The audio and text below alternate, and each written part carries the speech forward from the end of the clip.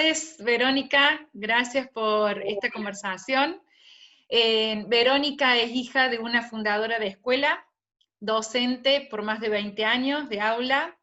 Ha estado recorriendo las aulas de escuelas privadas y públicas a través de su rol como docente, su rol como directora y su rol como asesora. Es también licenciada en educación y está recorriendo diferentes maestrías y diplomaturas en cuanto a investigación social y de educación. Y actualmente directora a nivel primario de CUMELE y asesora pedagógica y docente del terciario del Colegio Antonio Nones. Bueno, gracias Verónica de nuevo por esta conversación. La idea era poder intercambiar ideas sobre el lugar de la educación, del aprendizaje y de la escuela en este tiempo de cuarentena y en esta época. Pensábamos de que la cuarentena levantó un velo frente a algunas cuestiones que antes estaban un poco tapadas, desde la oferta de la escuela como oferta un poco más uniforme y un poco más basada en el control a través de la acreditación y a través de los contenidos para todos. Y frente a esta cuarentena y este aislamiento social obligatorio, hay algunas cuestiones que se han vislumbrado. Un primer punto que quería poner a rodar era este dicho de Freud de que hay 3 actividades que son imposibles. Entonces, partiendo de la idea de que la educación como una acción civilizadora sobre el sujeto total y totalizadora es un imposible. La educación es siempre una oferta y el sujeto siempre puede decir que sí o puede decir que no. Y en este tiempo donde la acreditación se ha corrido, donde la mirada del docente se ha corrido, hay ciertas cuestiones que se han vislumbrado. Bueno, ¿nos quisieras contar lo que vos has visto en este tiempo? Bueno, antes que nada, gracias por la invitación. Es un placer poderse juntar a pensar. Es verdad que esta cuarentena operó de esta manera, ¿no? Como un desvelar cosas que estaban, que subyacían y que siempre fueron a lo mejor preguntas que nos estábamos haciendo los educadores, las educadoras, en función, o los que se dedican a pensar, ¿no? La educación. Y que no, de alguna manera no nos parábamos, o las circunstancias no se daban como para parar la pelota y mirar. Y la pandemia y la cuarentena que trajo aparejado fue justamente un detenerse, forzado o no, pero bueno, tuvimos la oportunidad de aprovecharlo y de pensar, y de hecho, bueno, muchas personas, muchos educadores están aprovechando este espacio de encontrarnos a pensar qué es lo que nos estaba pasando, y qué es lo que, en realidad, lo que apareció fue cosas que históricamente están pasando en la escuela, en las situaciones de aprendizaje, y que esto de alguna manera lo puso de mayor en relieve. Una de esas cosas tiene que ver con estas cosas que vos has estado mencionando, ¿no? Esta propuesta que la escuela es como ingreso a la cultura, y que es siempre una invitación, y una propuesta, y como dijiste vos, una oferta. Siempre es algo que se abre, pero no siempre se plantea así, en lo que es el encuentro cotidiano, en la escuela, presencial. Muchas cuestiones ya se dan como por supuestas, y el acuerdo educativo con los estudiantes muchas veces ya de por sí consolida y materializa que pasen cosas, ¿no? Este encuentro con el docente, este lazo afectivo del cohabitar un mismo espacio, el encuentro físico con los compañeros, con los materiales, con los libros, de por sí posibilita. Y no hace necesariamente que los estudiantes nos confronten con la pregunta del para qué, del por qué, y no necesariamente los chicos tengan que poner de su parte para sostener lo que acontece para que el aprendizaje sea posible. Y en esto de tener que delegar a las familias y delegar en los hogares las tareas, empezó a poner en evidencia, ¿no? Que los papás trataron de cumplir la función de maestros, suplentes, sustitutos, y no podían reproducir este acuerdo, este lazo, y este interés a lo mejor de los chicos por realizar las tareas. Entonces hubo que como que buscar el hueso, lo esencial de qué es cuál es la función de la escuela en definitiva, ¿no? ¿Qué es lo central? ¿Son los contenidos? ¿Son los aprendizajes? ¿Qué aprendizajes son los vitales, no? Y todo eso nos confrontó con un montón de preguntas, digo, a los directivos, a los docentes, que fue un ámbito bien, bien interesante, ¿no? Esta palabra que decís vos, ¿no? Esta cuestión de ofrecer una propuesta, que hay veces que, como te decía, en la presencialidad hay algo que se cierra, porque está planteado ahí en el espacio, en el encuentro con los otros, pero en este te lo tiro, te lo propongo, y en tu casa las condiciones son otras, lo que circula son otras cosas, la intención que yo le puedo poner con lo que te transmito, no se lo puedo poner, y eso es difícil replicarlo, ¿no? En esta cuestión de lo imposible, si hay algo que apareció muy claramente es esta parte de lo imposible de la docencia, de la educación, y quedarnos con lo que sí es posible. Y anclar en esta cuestión que ha ido posibilitando mucho aprendizaje, se ha construido mucho conocimiento didáctico y mucho conocimiento pedagógico a la sombra de esta cuarentena, ¿no? Que tiene que ver con esto de ofrecer, de proponer y de invitar, ¿no? Que es el lazo, en última instancia, que el estudiante hace con el conocimiento, con el objeto de conocimiento, no conmigo, ¿no? Yo propongo, invito, y hay algo que es posible en la medida en que se trabaje en la dirección de la autonomía, del lazo que puede establecer el estudiante con ese contenido y con su propio deseo, en definitiva, ¿no? Y ahí aparece toda esta cuestión, ¿no? Cómo invitar a este sujeto a que haga lazo con el deseo de aprender, si no me pongo yo en situación de qué es lo que va a generar deseo en el otro, con todo lo que implicaron las condiciones y las circunstancias, ¿no? Y ese deseo no es el mismo para todos, las condiciones no eran las mismas para todos, entonces pensar el deseo en lo singular, ¿no? En lo singular de cada sujeto, haciendo lazo con el aprender, ¿no? Bueno, y es una pregunta que sigue abierta, no es que descubrimos la pólvora, pero ya estarnos preguntando estas cosas es maravilloso, poderlo estar pensando, ¿no? Cuando dijiste la palabra deseo es cuando a mí se me despertó para intervenir, porque Claro. pensaba que cuánto circula en el discurso de la educación la palabra motivación, y la palabra motivación no es lo mismo que deseo. Es decir, a mí me puede motivar a aprender la competencia con el otro, me puede motivar el miedo al reto, la nota que saque, lo que me digan mis papás en la casa. En cambio, el deseo tiene que ver, decía Lacan, con el deseo del otro, me enlaza al otro, pero también se sostiene sobre un vacío.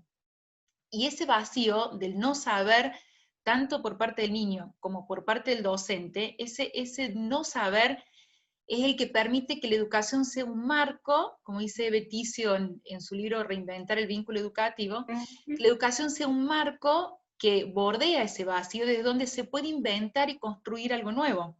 Y esa construcción es tanto del docente como del niño, en donde descubre un saber construido entre ambos sujetos a la educación, digamos, el agente y el niño que lo recibe. Entonces, me parecía realmente muy importante subrayar cómo en esta época, como nunca, la escuela realmente se ofrece desde los objetos culturales que puede ofrecer y cómo solamente desde el deseo del niño va a poder responder a eso. Y va a poder responder también que no, me decías vos el otro día. También puede decir, yo no quiero esto. Que eso es lo fantástico y lo maravilloso, y yo creo que si hubo, sin duda, después se podrá leer cómo ha ido atravesando, cómo ha ido pasando, impactando en la subjetividad de las familias, de los padres, de las madres que han ido acompañando todo esto. Yo he tenido algunos retornos, digamos, de estos hallazgos que han tenido las familias también con ver a sus hijos aprender cosas en lo cotidiano, que es como si fuera un saber que hubiera estado devaluado, ¿no? Como que los saberes de la escuela son de una categoría y los aprendizajes más cotidianos son otros, y familias que han ido como descubriendo, decir, wow, realmente mi hijo aprendió a andar en bicicleta en medio de la cuarentena, y probablemente eso no se hubiera dado porque no nos hubiéramos detenido a propiciar ese aprendizaje, ¿no? Detenerse vuelve a abrir esa posibilidad.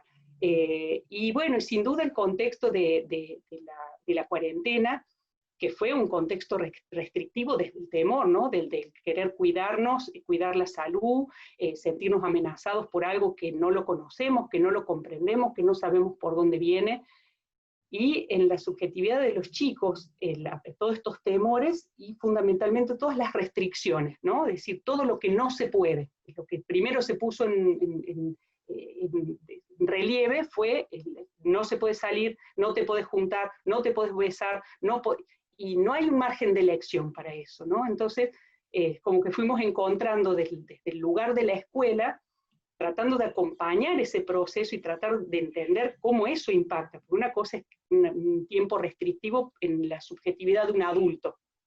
Otra cosa es la subjetividad de un niño, que o sea, un año es una vida para una criatura, y cómo esa restricción sostenida en cosas que para ellos son vitales y no negociables, de pronto estaban truncadas. Entonces empezamos a preguntarnos esto, ¿no? Que de pronto el proponer desde la escuela, desplegar un menú, ¿no? Como una invitación, como una propuesta a la carta, servite, yo te invito, yo te convido, yo sé que esto es rico, si no, no lo pondría en la mesa. Entonces yo sé que esto disfruto comiéndolo, es con esa intención.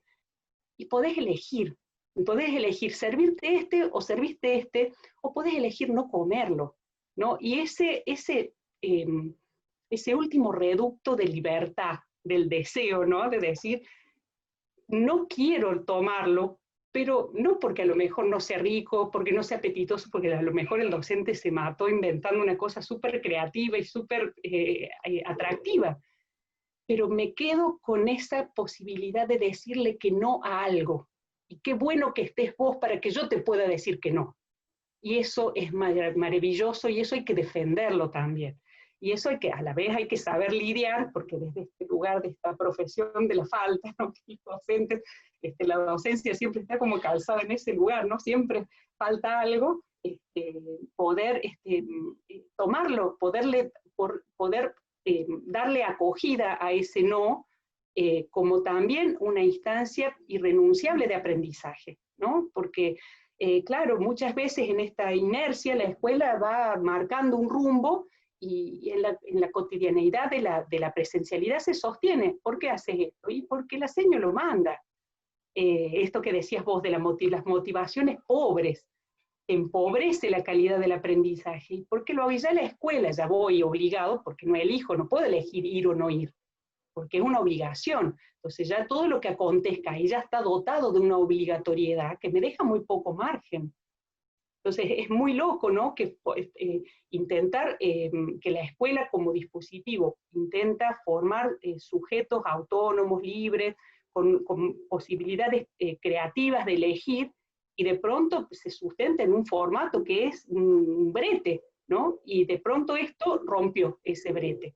Bueno, Cumelen no tiene esa impronta, o por lo menos tratamos de construir cosas alternativas, pero digo, como formato, la escuela tiene mucho de eso, ¿no? De que lo que me motiva a hacer es o el temor a, o el querer cumplir, o el querer complacer, y no esto de lo estoy eligiendo porque está bueno esto que estoy aprendiendo. Y este contexto... Perdón, el no, siempre y cuando no se instale como un síntoma, donde le digo que no a todo, digamos, el no me posibilita decir un sí. Es decir, el decir que no me abre las puertas para ver a qué le digo que sí. Y desde ahí construir la particularidad de la subjetividad, que me parece que es lo más difícil para la escuela, por más que tenga las mejores intenciones, es lo más difícil de lograr en una oferta que es realmente universal, bueno, y única para todos, y homogeneizante claro, para todos, claro, claro. poder encontrar esa particularidad en la oferta, ¿no? Pensaba también, hay una frase de Graciela Frigeiro, que ella dice que la educación es llevar al sujeto a las huellas del padre, a sabiendas de que el viento ya se la llevó. Que me parece que es un poco esto, digamos, ¿no? Llevar al sujeto a los objetos culturales que son universales para todos, pero donde ese sujeto tiene que hacer su propio recorrido, su propio paso, su propia huella, su propio camino, en ese camino que sabemos que culturalmente es para todos. Y Eve Tiso, en este mismo libro que cité antes, ella habla del saber construido de cada época, de que no podemos pensar de que el saber cultural es el mismo antes de la imprenta, que el libro, por ejemplo, no ocupa el mismo lugar antes de la imprenta que después de la imprenta, de que el saber no era lo mismo en la época de la ilustración, no, digamos, cada época tiene su saber construido. Por tanto, en esta época, el de la tecnología, en donde Google nos dice todo, evidentemente el saber no es alcanzar contenidos que se pueden conseguir por Internet. Me parece que esto que dice Graciela Frigerio, que con respecto a la particularidad, tal vez el gran reto de la escuela hoy, ¿no? Absolutamente, absolutamente. Desmarcarse de lo normalizante y lo normalizador de la escuela siempre ha sido el desafío, porque como en realidad en su origen surge con este mandato de homogeneizar y de construir el ciudadano, entonces ha sido todo un trabajo y todo un proceso que está todavía en marcha, ¿no? Ir hacia lo particularizado, sí, lo particular de cada sujeto, sin, como decís vos, sin dejar sin dejar de lado la transmisión cultural, ¿sí? El mandato de la escuela es la transmisión de la cultura y a la vez alojada en esta particularidad de cada sujeto, ¿sí? Entonces, en eso sí, la metáfora que se me voló el nombre, de Galeano, de la transmisión cultural con esto de la vasija, que el alfarero construye su mejor vasija y esa es la que le regala a su discípulo, ¿no? Es su obra más lograda, esa es la que se la regala. El discípulo la toma y la destruye. Y con los pedacitos de esa vasija, que fue lo mejor que el maestro le pudo transmitir, con eso él hace su vasija, ¿no? Entonces, ahí implica todo, es maravillosa la analogía, porque realmente es eso. Ahora, el cómo, ¿no? ¿Qué es esto que nosotros transmitimos? Bueno, de alguna manera son los conocimientos culturales y cada vez más desplazándonos hacia capacidades, ¿no? El ejercicio de la capacidad del pensamiento, de la resolución de los problemas, de poder comunicarnos, de poder captar lo esencial de un mensaje escrito, poder desplegar el pensamiento crítico, poder pensar con un otro. Esas cosas son los grandes aprendizajes que tenemos para transmitir. En la materia en la que eso circula son estos conocimientos que, como decís vos, están en Google, están al alcance. Pero qué se hace con esa información es lo que desafía la escuela. Pero en no, la época no, de las hiperofertas, ¿no? Porque estamos en la época de las hiperofertas en todo sentido, en el conocimiento también. Entonces pensaba cómo realmente puede ser el gran saber construido de nuestra época, de que frente a esas hiperofertas que hay, que la escuela acompaña a cada sujeto a encontrar su propia particularidad. Esa metáfora que vos contaste que es maravillosa, su propia construcción. Hay una película que se llama Estrellas en la Tierra, de un niño con dificultades, bueno, para entrar en el campo del lenguaje, en el campo de la escritura, y el docente le ofrece diferentes maneras de poder hacer la escritura, desde escribirla en arena, escribirla en su brazo, bueno, con colores, con distintos materiales, hasta que logra que ese niño tome una de las tantas ofertas y haga su propia escritura. Entonces realmente me parece que podríamos animarnos, osarnos entre las dos, a poder pensar que ese es el gran reto de la escuela hoy, ¿no?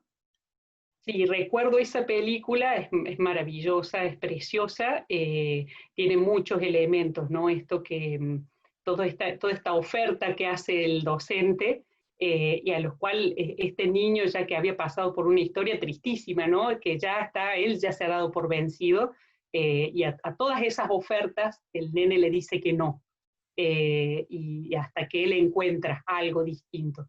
Pero ese algo distinto tiene que ver con este docente, que lo toma en su singularidad, y sí, creo que ese es el camino de la escuela.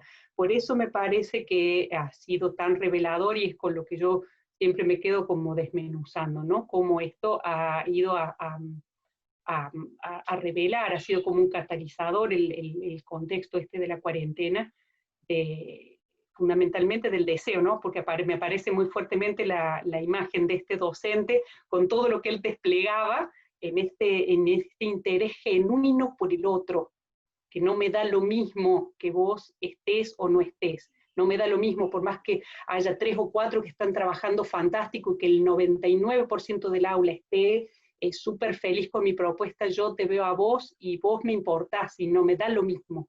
Eso es el eje de la docencia de esta época, ¿no? Porque el eje de la docencia en otro momento era estar frente a un pedestal, ser realmente muy avesado en el saber que uno tenía para transmitir, y el otro tomaba, si no tomaba, bueno, y lo perdíamos por el camino, y bueno, no será para él esta escuela, e íbamos perdiendo sujetos en el camino, porque lo que había que construir era la identidad nacional, por ejemplo.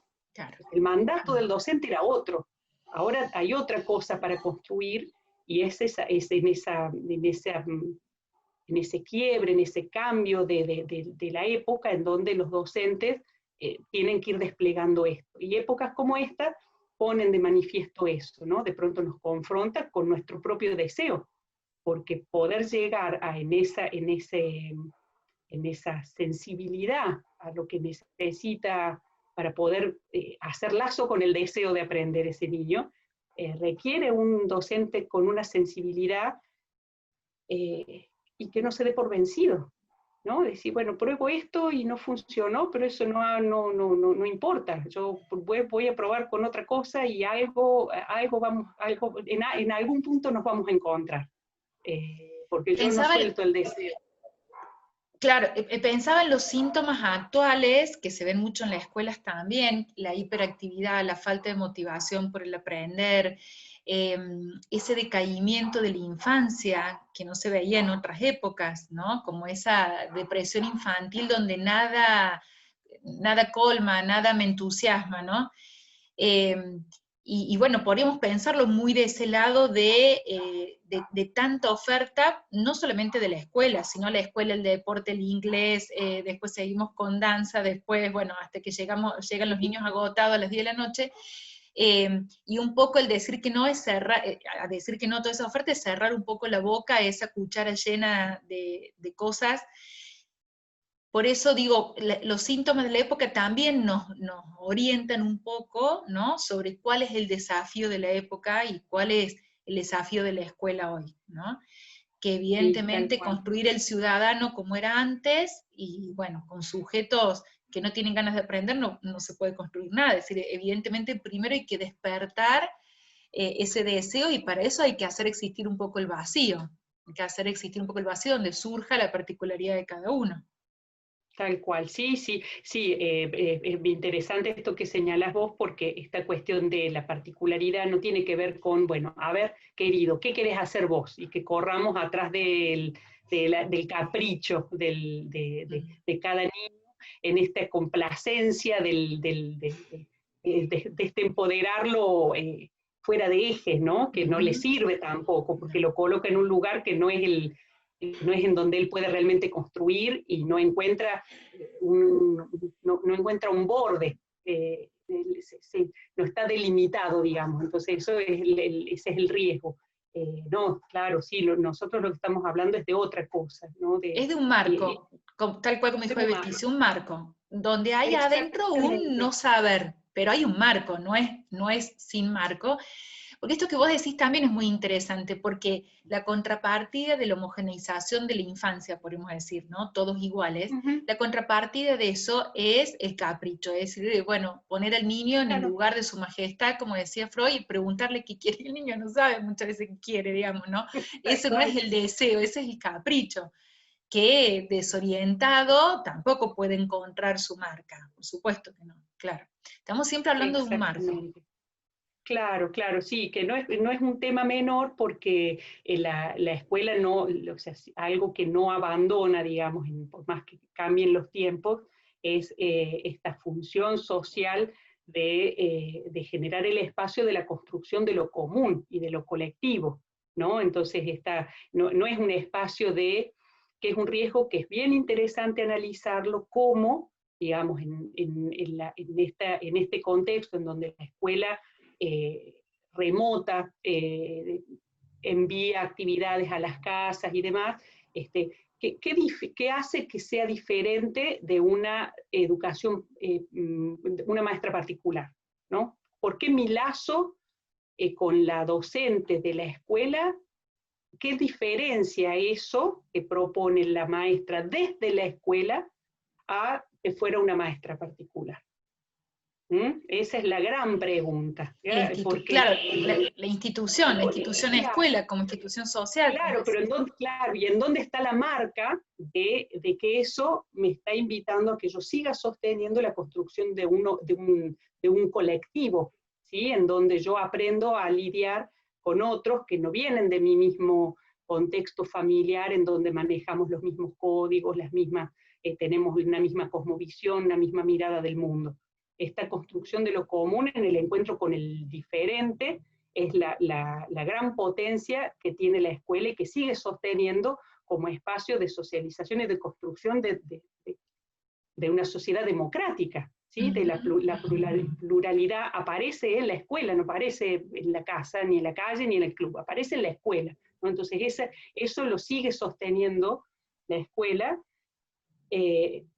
entonces alojando lo particular en función de la construcción de lo común. ¿Sí? Y ahí estamos, ahí está el marco, digamos. Yo alojo esta propuesta, celebro tu diferencia, la diferencia de cada uno, no por nada particular, porque eso hace que lo podamos, que nos podamos encontrar y podamos construir algo que sea superior a lo que yo hubiera hecho por mí mismo, digamos. Ahora es Eso, entonces, maravilloso lo que vos decís, porque mientras vos planteabas esto de lo común, pensaba también cómo en esta época tan hiperocupadas también en las que hemos estado los papás, ¿no? Por mucho tiempo y que seguramente seguiremos estando, pero donde cuestiones que tenían que ver con el aprendizaje de las familias, por ejemplo, vos ahora estás planteando el aprendizaje en la escuela. Y mientras vos decías eso, yo pensaba en el aprendizaje que corresponde a lo familiar, por ejemplo, el control de esfínteres, la construcción del lenguaje, de la lengua materna, el lazo con el otro, desde el amor, el odio, la rivalidad, es decir, todo eso que se gesta en lo familiar, cómo estos padres hiperocupados han necesitado ubicar en el jardín maternal el aprendizaje, el de control de esfínteres, el aprendizaje del lenguaje, de los hábitos como sentarse a la mesa, comer. Bueno, es una pregunta. Esto de la cuarentena que ha obligado un poco a volver a lo familiar, ¿vos has escuchado que ha habido aprendizajes que se han despertado desde lo familiar? claro, claro, sí, eso es lo que decía un poco al principio. Sí, se ha revalorizado. Obviamente mucho pataleo porque nadie eligió esta situación, ¿no? Entonces, acomodarse y verle la parte llena del vaso le costó a todo el mundo y a las familias, sobre todo, cuando vieron impactado en todo sentido. Pero muchos de ellos pudieron dar cuenta, compartirnos estos aprendizajes desde aprenderse a atar los cordones de los zapatos, que era algo que también había quedado como delegado. Yo hablo de los aprendizajes de primaria, vos hablas de los controles de esfínteres, que ya es previo, pero de cuestiones cotidianas, ¿no? De asumir responsabilidades en la limpieza de la casa, esto que te contaba de aprender a andar en bicicleta, cuestiones de la higiene personal, es como que las familias le han podido destinar un tiempo sostenido a aprendizajes que son aprendizajes que no son aprendizajes escolarizados. Y muchas familias han, digamos, capitalizado esa parte, ¿no? De las cosas que están pudiendo aprender. Algo que nosotros ponemos mucho énfasis, que es esta cuestión de la construcción de la autonomía para estudiar, tener un ritmo de estudio. Eso, bueno, en la primaria tiene, obviamente, la mayor carga está en el trabajo en la escuela, y llevan tareas para la casa. Esas tareas en la casa requiere que uno disponga un tiempo, un lugar, una iluminación determinada, que yo tenga los materiales, que instale unos ciertos hábitos, unos ciertos rituales, que la escuela lo hace de por sí, porque ya está ritualizada. Y eso la casa, las familias tuvieron que inventarlo, ¿sí? Y los chicos pudieron, muchos de ellos, darnos cuenta, ¿no? Ahora que hicimos como un cierre de etapa, contar cómo se han instalado estos hábitos de, bueno, pues me levanto, me siento, hago las tareas, descanso, toda esta rutina, ¿no? Eso también Perdón, eso también es maravilloso, pensar en cómo se empodera también la función parental, porque también estamos en una época en donde la función del padre y de la madre ha quedado un poco desvalorizado al lado de la ciencia y de los profesionales y de los expertos y de lo que dicen los protocolos, los diagnósticos, los informes. Y eso que antes se transmitía de la abuela a la madre y de generación en generación sobre cómo había que hacer con los niños, hoy en día eso quedó muy desvalorizado, ¿no? Entonces, lo que era propio de la infancia, el mentir, el espiar, el ser un poco sádico con los animales, es esa cuestión pulsional que antes se regulaba desde lo familiar, hoy se ha patologizado mucho, es decir, cualquier signo de esto era que al niño algo le estaba pasando y se lleva al experto que diga qué le sucede. Bueno, en este tiempo de cuarentena ha sido un poco forzado, como vos decías, el volver al vínculo familiar y bueno, ver qué hacemos un poco con esto, siempre haciendo, ¿no?, el paréntesis de las excepciones o de lo que sí puede haber de sintomático. Estamos hablando de un poco, digamos, en general. Entonces digo, también es maravilloso pensar cómo se ha vuelto un poco al rol, digamos, a la autoridad parental que un poco ordene, diga cómo es, y que no siempre sea la escuela la que dice, el pediatra, los expertos, ¿no? Eso me parece que también es un velo que ha levantado esta cuarentena y que es muy interesante poderle pensar desde ahí. Sí, porque se conjuga esto que vos estás diciendo ahora con lo que le pasó en sí a la escuela. Es como que quedaron descolocadas en sus roles, tanto la familia como la escuela, en lo que se venía sosteniendo, ¿no? La familia venía haciendo en función de los tiempos que eran los no escolares. Ahora, al quedarse los chicos tanto tiempo en la casa, la escuela no podía seguir cumpliendo la misma función de alojarlos por 5 horas, 5 días en la semana, con todo lo que eso implica, que no es poco, digamos, en lo que tiene que ver con lo formal de contenerlos, y tampoco desplegar toda la propuesta educativa que se da en la presencialidad. Entonces quedamos las dos instituciones como desencajadas en cuanto a lo que veníamos haciendo habitualmente. Y apareció un margen bien interesante en el medio, que tiene que ver con esto de que Tonucci puso muy de relieve, ¿no?, de capitalizar el espacio de lo doméstico como un laboratorio, ¿no?, un espacio de aprendizaje de lo cotidiano, y de revalorizar esto, ¿no?, de aprender a las cuestiones de manuales, estas cosas que realmente eran cosas muy valiosas que los abuelos y las mamás nos transmitían cuando tenían tiempo para sentarse y transmitirnos, ¿no? Y eso, y en ese sentido, la escuela lo que hace es, de alguna manera, dotarle del contenido o de las habilidades cognitivas que se ponen en juego en esos aprendizajes, ¿no? Porque también es como, bueno, sí, aprendió a jugar a la canasta, si todos los saberes matemáticos que hay, un campeón de la canasta, dice uno.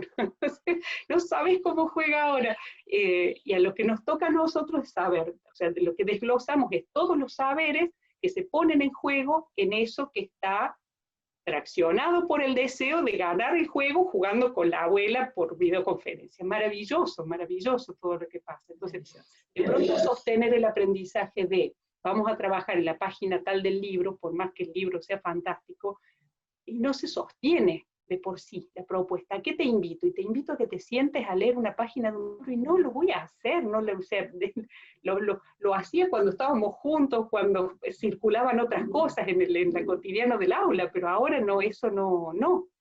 Y aparecen estos otros saberes que de pronto muchas familias muy creativas las empezaron a poner y que después la escuela empezó a capitalizar como, digamos, como portadores de estas capacidades, ¿no? de aprendizaje.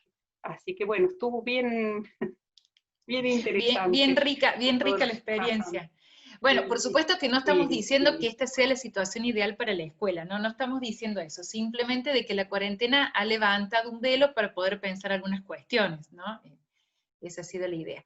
Bueno. Tal cual, y que sí, perdón, y esto que opera como pausa, si bien como decís vos, no fue algo elegido y no es para nada lo deseable, ni por lejos, sobre todo en niños de edades tempranas, pero sí posibilitó hacer una detención y poder hacer un balance y decir, bueno, ¿qué es lo esencial de esto y qué es lo que queremos seguir sosteniendo cuando estemos ya en otra, la post-cuarentena, digamos? ¿Qué cosas con qué hallazgos nos encontramos y los queremos seguir sosteniendo? Y esos son tesoros, digamos, para nosotros los docentes.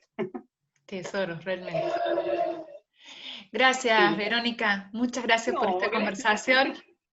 Gracias a vos. Seguiremos conversando en otras oportunidades. Seguiremos pensando. Gracias, gracias.